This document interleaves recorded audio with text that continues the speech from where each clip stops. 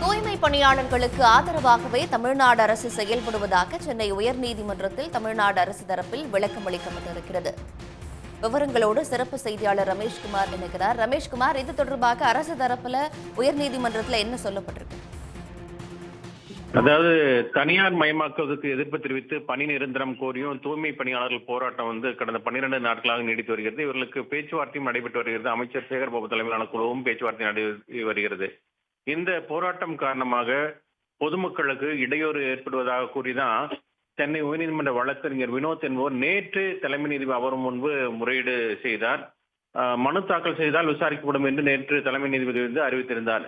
இந்நிலையில தலைமை நீதிபதி அமர்வில் ஆஜராகியிருந்த வழக்கறிஞர் வினோத் மீண்டும் இன்று இந்த விவகாரம் தொடர்பாக முறையீடு செய்தார்.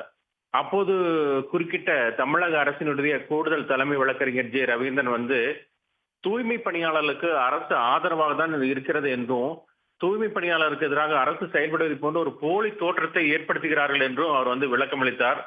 அப்போது மனுவில் சில குறைபாடுகள் இருப்பதாக பதிவுத்துறை தெரிவித்ததை சுட்டிக்காட்டிய தலைமை நீதிபதி அந்த குறைபாடுகளை எல்லாம் நீங்கள் சரி செய்து மனு தாக்கல் செய்தால் விசாரணைக்கு எடுத்துக் கொள்ளப்படும் என்று மனுதாரர் தரப்புக்கு தெரிவித்தனர்.